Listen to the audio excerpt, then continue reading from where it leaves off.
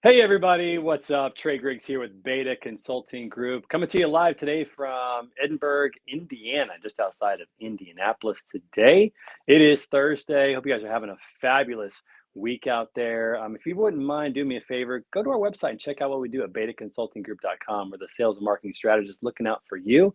And while you're there, check on that, click on the events page and check out the Tough Mudder coming up. We've got like 8 days left before this 9 days. I'm feeling pretty good about it. But next Saturday, 1 week from this Saturday, April 30th, we're doing 9 miles and 30 obstacles to raise money for Battle Buddy 3 Gun, an organization that supports wounded, paralyzed veterans. So check it all out at the page there. Click on the Donate Now button to be a part of our cause and help us raise money so they can impact wounded and paralyzed veterans with some really fun shooting adventures, create some community, create some hope. So that's going to be awesome. And folks, we got a big lineup here next week that we're going to be on Standing Out. So I'm excited about that. I got a big show tomorrow. We got Word on the Street tomorrow. So a lot of great things are going on around the shows. So make sure you check us out every day at 10:30 a.m. Central for Standing Out. And then also at noon on Fridays for Word on the Street. Tomorrow's guest on Standing Out is my good friend Christy Knichel of Knichel Logistics. She is amazing, an incredible leader, so much fun to talk to. Got to see her at TIA recently, which was great to see her out on the road again. And I'm looking forward to talking to her tomorrow. Great content. If you are a fan of great leadership and having a lot of fun, Christy's your gal. So make sure you come back tomorrow at 10:30 a.m. Central for episode 39 of Standing Out, a daily podcast about sales, marketing, leadership with my good friend Christy Knichel of Knichel Logistics. All right, let's go ahead and bring on our guest today. I can't wait to talk with this guy today. I've known this guy for a while.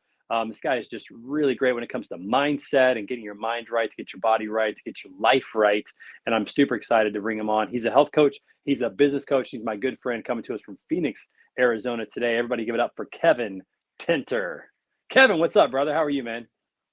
Doing great, Trey. How you doing, buddy? Good to see you. Man, it's great to see you as well. I know you're coming from it's starting to warm up there in Phoenix, starting to get a little hot, but I'm sure you don't mind that too much. Especially, we met back in Portland. Gosh, what was that? 10 years ago? I think it was 10 years ago now. We met 2012. Yeah, about that time. Yeah, yeah.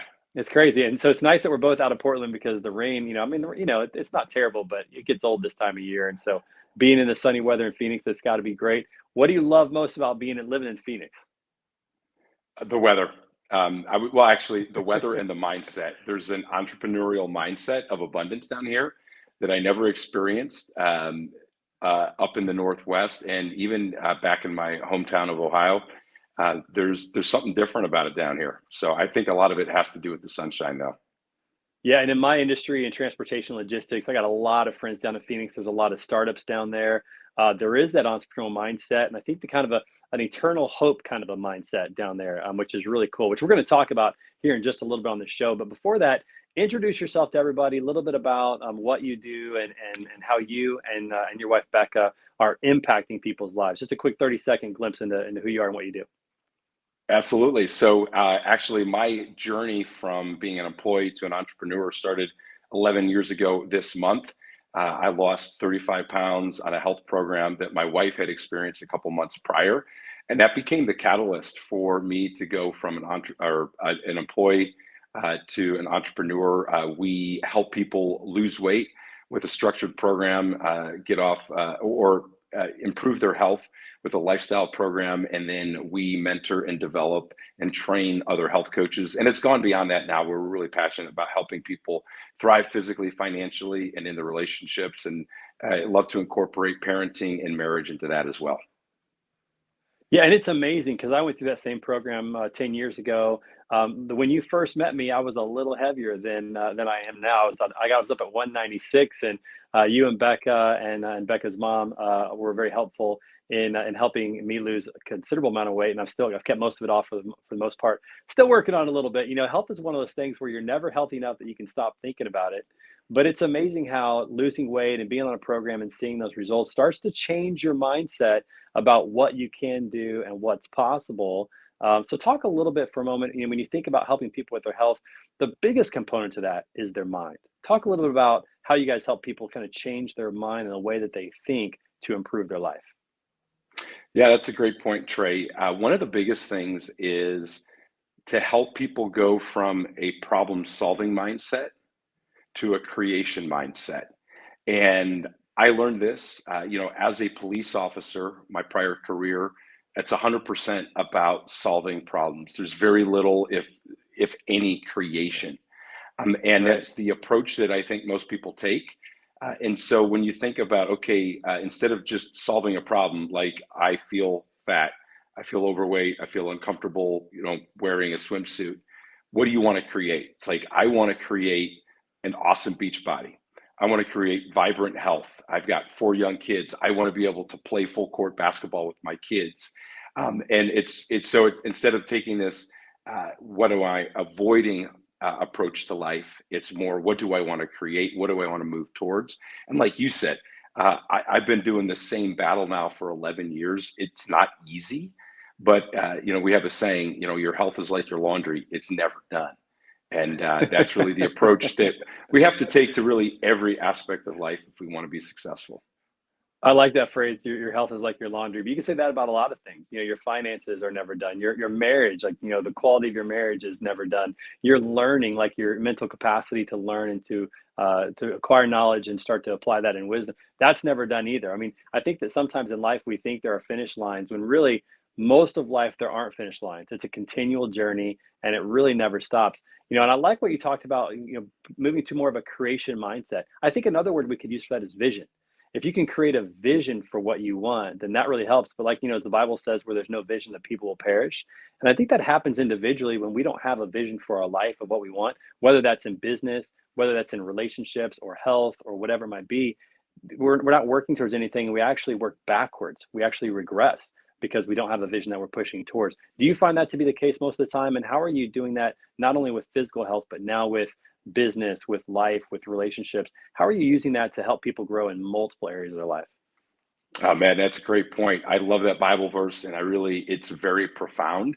And one of the things that we talk about with our clients, with the coaching partners that we work with, is you have to have that vision of what you're working towards. I look back on my life and the vision that my wife had when she started coaching.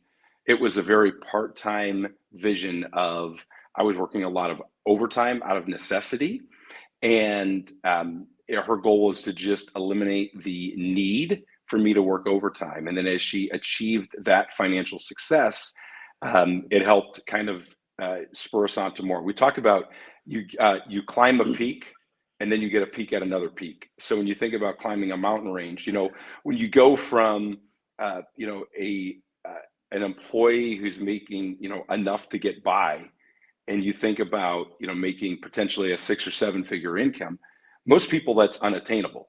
Like, if you were to tell me, Kevin, in 11 years you're going to be where I'm at right now, I would have said there's no way. In fact, I remember seeing one of my mentors talk about even making $10,000 a month, and that was unfathomable for me back in 2011. Like, literally making 3,000 additional dollars a month was all that my mind could handle. But that was a vision that I could pursue. And then I got to 3,000. It was like, okay, let's go to 5,000. And the same thing as far as what my wife and I have been able to do. Initially this was about helping people lose weight, but the vision has grown to so much more, where we're expanding, beyond just the physical transformation, but helping people realize that we're integrated beings, and you need to focus on, if you think of Stephen Covey's 7 wheels on the spokes of life, you've got to focus on all of those. And if you don't have a vision for every single one of those, you're going to end up with a flat tire. Yeah, no, that's a really good saying. And speaking of flat tires, I love what James said in the comments. He said, vision without execution is just a hallucination, as Henry Ford once said, which I think is really true when it comes to that. James, thanks for watching the show, and everybody else out there, tell us where you're coming from today. And again, thanks for tuning in. Be sure to like, follow, subscribe, and comment so you see us every time that we go live. And thank you again for watching today. So Kevin, when you think about like you said, the vision, the journey about growing. I love when you talk about you get to a mountain peak and there's another peak there. And some might say, well, what if you climb the tallest mountain in the world? Then you're done. And that's just that maybe an analogy stops there. But the truth is, there's always another peak. There's always something else to work towards. It's like I like. Have you followed Simon Sinek and read his book Infinite Mindset, or The Infinite Game? I haven't read the book, but I'm very familiar with his Start With Why TED Talk. Yeah, exactly. And in the infinite mindset, the infinite game, it talks about how like you're never done. It's a constant journey, and and as long as you have that mindset, it changes the way that you think about it. So one of the traps that I get into is I sign up for these races like this Tough Mudder that we're doing in a week and a half. It's 9 miles, 30 obstacles, and that's really pushed me to get in the gym and to work out and to train. Those are really great things. But I know that on Sunday, May 1st, I'm naturally going to go, I'm done. But the truth is, like, there's another race out there that I need to go for. I need to keep pursuing. I need to keep pushing. And I think that when we don't do that, that's when we really get stagnant in life and we see progress kind of stop or kind of end. What is your advice to somebody maybe who is just stuck? It's just like, I just don't even know what the next step is, or I just don't even know what to do in any facet of life. Like, what would be the simplest piece of advice you give to somebody, whether it's business, life, health, relationships, or whatever, who just feels stuck, like they just can't progress or don't know what to do? Well, I think one of the most important things is to identify someone who is where you want to be and to go connect with them. You're going to have to earn the right to their time potentially, but if you have a friend or a family member who's where you want to be in their physical health, their marriage, their finances, go spend some time with them. Be willing to say, "Hey, can I take you to coffee?" Because as I believe it's John Maxwell, who's at least credited with saying, we become like the average of the 5 people we spend the most time with. And I Hmm. have absolutely Yeah. seen that be the case. And then the other thing is you have to build the discipline of setting goals. For me personally, every single month, I've got a little kind of a spreadsheet because I'm a spreadsheet geek. But you got to figure out what works for you. But I basically have Stephen Covey's 7 spokes on a piece of paper and identify what are the goals that I'm working towards every single month. And it's tedious.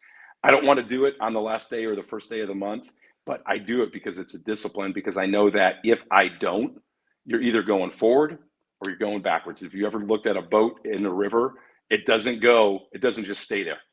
And you have to work to go against the current.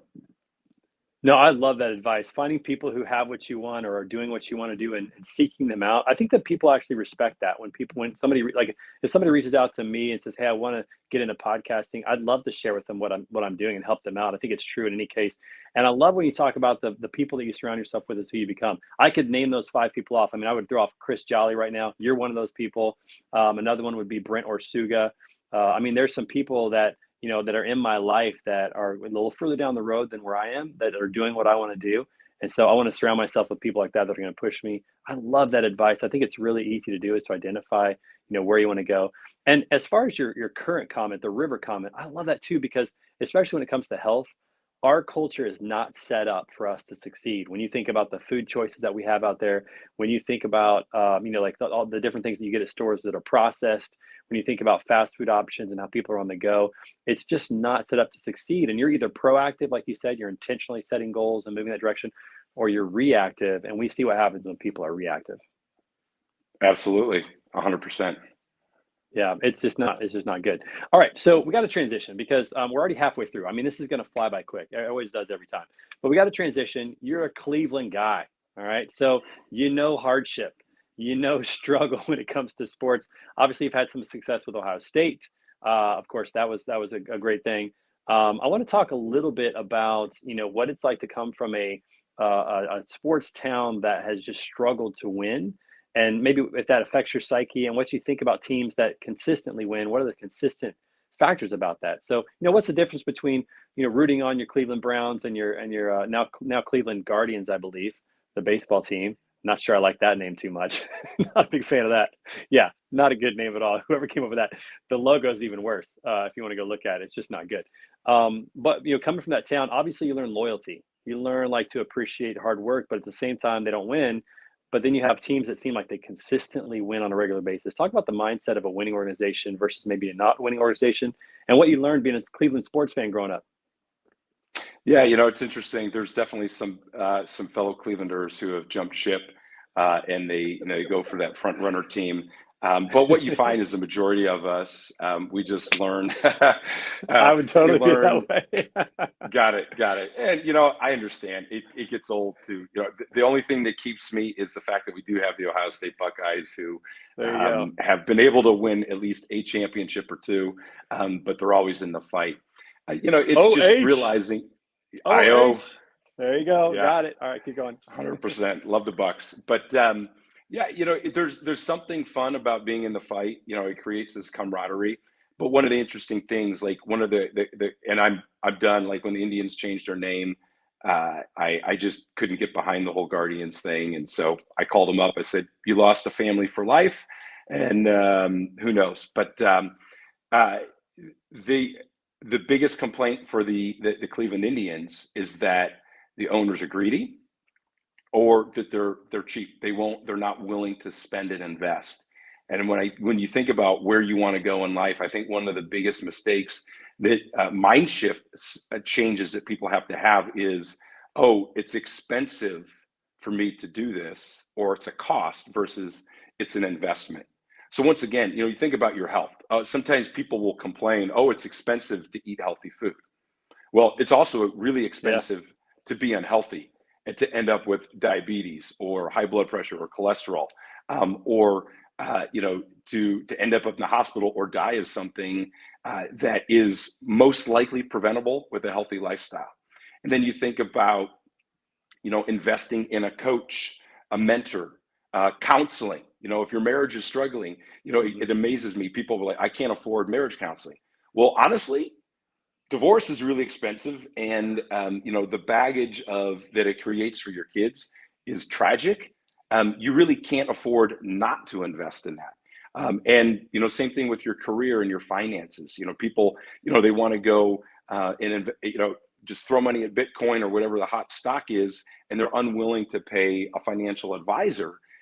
And in the long run, they would be much better off making that investment. So I think just realizing, is it really a cost or is it an investment, is a huge thing. So once again, the Indians, they're not willing to invest in good players that will get them to where they need to go. And I think that's one of the reasons that they have been, for the most part, disappointing for most of my life.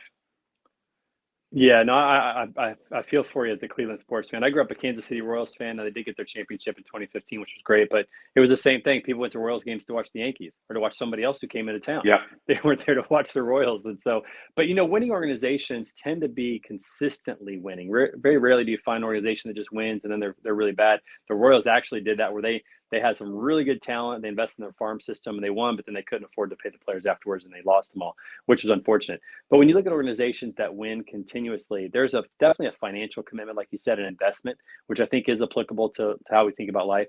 But there's also kind of a winning mentality. There's a standard that is set by an individual or several individuals in the organization that they're not going to tolerate anything less. My good friend Brent Orsuga, which lives probably 40 minutes from you there in Phoenix, a great connection. I'll have to connect you with him later. He said recently at a conference that you are what you tolerate. And when I think about my own life, when I think about my business, when I think about my health, like truly, we are what we tolerate. And there's a mindset that goes into winning consistently where the standard just gets set really, really, really high. I think a lot of people who struggle in life, they've just set the bar really low for themselves. They've decided to tolerate things that successful people just aren't willing to tolerate. What's been your experience with helping people kind of understand that? So not only capturing a vision for where they want to go, but maybe bringing the bar up in terms of a standard in life and what they're not going to tolerate.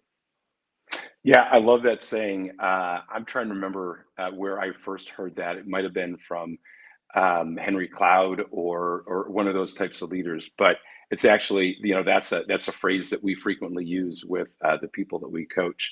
But the reality is, if you tolerate it, it's going to perpetuate. You think about, like, for example, I'll go back to the Cleveland Browns.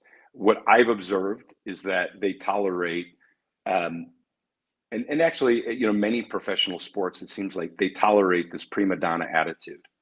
And you think about, like, I'll put myself back in law enforcement. You have these unions that are protecting people. You have bosses, sergeants and lieutenants that tolerate a lack of productivity, a lack of a community-minded focus from police officers, and it brings the culture down. Right? You have these guys that are 2 years from retirement. They won't take a call. They do nothing proactive. They're kind of cranky, and and then you got young guys like me who are out there busting their butts, being really proactive, and you see, wait a minute, why am I doing this? It's like I end up taking 20 calls a day while Joe Schmuckatelli, who's 2 years from retirement, takes 2 calls, and it ends up saying, well, I'm not going to do it. Now, granted, a top performer is going to say, you know what, I'm going to keep doing it anyways. But it is very difficult to be in an environment where you're constantly tolerating substandard performance from people or from yourself and not have it negatively impact you. Yeah, I think that's really true for sales teams as well. I've seen that in my own life that if you have, a high performing sales team, but then you have some low performers and you just allow them to perform low, a lot of times it actually brings down the performance of everybody else, even top performers, because, after a while, sometimes if the compensation plan isn't right or other things that go on, it's like, why am I working so hard when other people are working significantly less hard and still making decent money? Like, why am I doing that? Like, there has to be a real differentiator there. But I've noticed that, like on any team, if you allow low performers to perform low, you see that. The Michael Jordan documentary, which was so good, he just talked about, hey, this is how I play, and this is how we're going to play. If you don't want to play that way, that's fine. You're not going to play here if you don't want Yeah. to do that. If you want to play with us, this is the standard. And I love that. When there's a leader, when there's a Tom Brady who says, hey, I don't care when you were drafted. I don't care what your performance has been thus far. If you're going to play here, you're going to give it everything you got. You're going to work hard. You're going to lift. You're not going to skip any steps. You're going to, run routes hard every time. Like there was just a standard there, and it brought everybody up. It brought the Wes Welkers of the world up. It brought the Julian Edelmans of the world up, as opposed to bringing top performers down. I think every organization has to have that, and I think every person has to have that mentality that I'm going to be the one to set that standard for myself, for my family, and really kind of be the one that changes the dynamic. I think that's a recent post that Andy Frisella has put out, or maybe Ed Milet, about being the one. Are you going to be the one who changes your family tree? Are you going to be the one who does that? And it's cool that you and Becca are definitely the one in your family, and that you guys have definitely changed your family tree. I've been to your house, love it. You do have, I think you have a little golf putting green in your backyard. Is that right? Yeah, it's actually, I've got 9 holes back there. Doesn't Super get, jealous of that. yeah, it's fun. It's fun. It's awesome. Yeah, no, it's cool. We're gonna have to make sure we do that next time I'm in town. That'll be a lot of fun, which is cool. How is the golf game, by the way? And what have you learned about yourself through the game of golf? Oh man, honestly, I played yesterday, had a horrible round. You know what? I'll put my pride aside and tell you, I actually shot in the 120s. It was absolutely disgraceful. Whew. I haven't heard Um, that number from you in a while. I know it was absolutely horrible. But the fun thing is we've gotten into some fun little gambling games. So we play like a poker putting game and a Nassau game. So I won all of the gambling that I could, and still had a horrible round. And the lesson there is, one of the biggest things I've Mm. identified. Now, I'm busy. I've got 4 kids, ages 4 to 14, and I know that if I want to truly improve, I can't just play golf. I have to go take some lessons, and I'm willing, and I'm ready to admit I'm not willing to invest the time it takes to go get the lessons that I need. And so I can't get frustrated when I have the occasional, 120 round, and I'm lucky to shoot in the 90s these days. So I have fun, and there's definitely some lessons there, and it applies to life, right? You've got to be willing to, if you keep getting the same results, there's a quote, your systems are perfectly designed to give you the results that you're getting, and the systems in my golf game are designed to occasionally give me a 120, and if I'm unlucky, a 90. And so there's a great lesson in life there. Yeah, because I mean, to put it in perspective, you shot your first round in the 80s recently, like within the last month or two, I believe. So it's not like that's a In normal score. January, That is, yeah. yeah, that is definitely not a normal score from our conversations. But you need to have me down, man. We'll do some putting and some chipping and have a little fun, and that'll be a good time to do that as well. But golf is one of those games where I think one of the biggest lessons I learned in golf is that you have to be present, on the shot that you're in, because it doesn't matter what your score was yesterday. It doesn't matter the shot you just hit that got you here. Like, you have to be present in this shot, and you can't be thinking about the next shot or the next hole.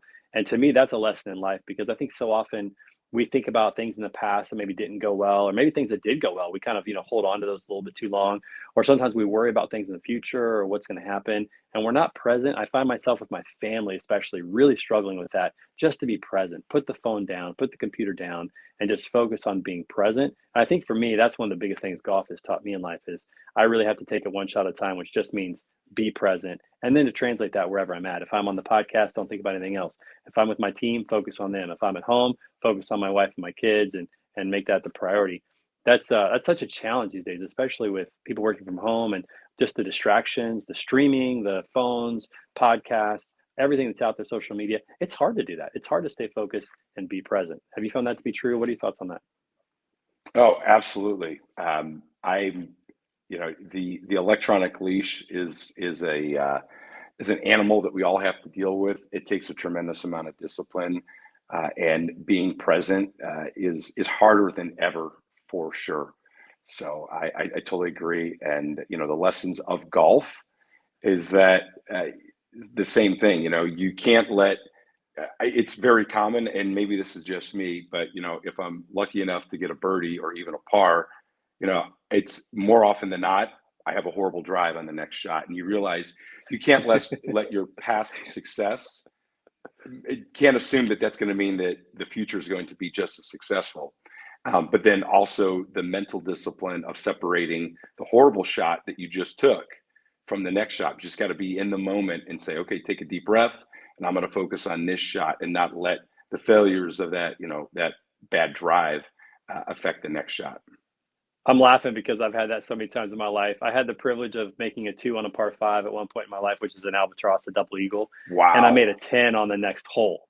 So that just tells you kind of what happens. I went from a 2, I gained 3 strokes, then I lost 6 on the very next hole. Like, golf's just that kind of a game, like, you really have to stay present and not let past success or past failure impact the future, and I think that's true in life. We have to really just live in the present, enjoy the journey, and just focus on what I'm doing today.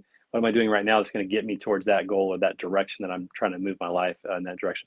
But aside from that, the fact that you're like winning money in golf, I mean, who cares at that point if like you're getting lessons? I mean, just keep winning money. Keep doing what you're doing. Have fun Yeah, out well, there I for wish now. I could say it paid for the golf round, but not quite. And normally I'm not winning like that. So Golf's literally the only time I like to gamble. I don't like to gamble on things that I don't have some semblance of control over, like playing like a sporting event or whatever. But when I play golf, I do like to play for a little bit. It kind of makes it a little more fun. That's the only thing that I feel like I have a little bit of control over, not complete control, but a little bit of a say on the outcome. And so that matters. Beth Horton, thanks for watching today. She said in the comments that she finds herself walking back into her office at night from time to time. And put that back up on the screen. Sorry about that. Walking back in the office at night later in the evening, and so convicted last night, when her daughter said, Mommy, working. mm, Like, I've had that happen with my kids too. They're like, Dad, are you done yet? Are you done? Are you working? So, Beth, I'm with you on that. It's so hard, especially working from home. But I think if you come up with some rules and kind of, I heard this from Kobe Bryant in a clip from him recently. If you make a deal with yourself, don't renegotiate it. So if that deal is when you walk out of that office, you're not walking back in, just make that deal with yourself that you're just not going to do it. It's hard because sometimes like, oh, I'll just do this real quick. Man, I'm so guilty of that. I totally understand that. But when I heard that from Kobe Bryant, it really challenged me. Like, okay, am I making deals with myself? First of all, am I making commitments to myself? And then secondly, am I renegotiating those? And most of the time, the answer is yeah, I am renegotiating those, and I need to stop doing that. And I think that's a lesson that can be learned in life as well. So let's finish with this. So you get the chance to work with your wife, which is cool. I get to spend a lot of time with my wife at home. She's a homemaker right now, and I work from home, so we spend a lot of time together as well. What's the best thing about working with your wife in business? Some people say they can't do it. I think it's great. You guys make it work. What's the best thing about getting to work with your wife? well, we joke that our business meetings are the best part, and those are the types of business meetings that the The HR closed door department. of business meetings. Exactly, exactly. So, it's a lot of fun. We have. I think the best part is that we have a shared mission.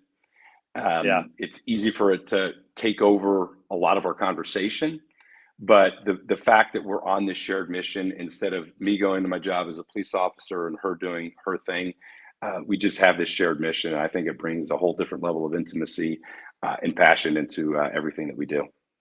And just I think continuity in your family, right? I mean, you guys can work on, your schedule together, and it's just easier to kind of be, I think, in continuity and when it comes to that. I definitely enjoy that as well. And you guys have just done a tremendous job. You've impacted my life greatly, not only with my health, which you continue to coach me, and I appreciate your accountability on that. Every Tuesday, I know that you're going to call, and even if I can't pick up the phone, I see it, and I know I need to stay on track. And so I appreciate your accountability and also your friendship and just all the things that you've taught me in life. I hope that I've given you back just a little portion of what you've given me, and I enjoy your friendship greatly. Thank you so much for being on the show. I hope you'll come back and see us.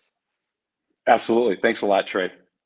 That'd be awesome. And for everybody else out there, make sure you come back tomorrow for episode 34. I'm sorry, 39, with my good friend Christy Knichel from Knichel Logistics. It's going to be a great time, and we'll see you back here for Standing Out, a daily podcast about sales, marketing, leadership, powered by Beta Consulting Group, and sponsored by TAFS. Check them out at TAFS.com. They're the good guys teaching drivers all they need to know to run their business efficiently and effectively. So check them out at TAFS.com, and we'll see all of you guys tomorrow. Have a great day. We'll see you guys.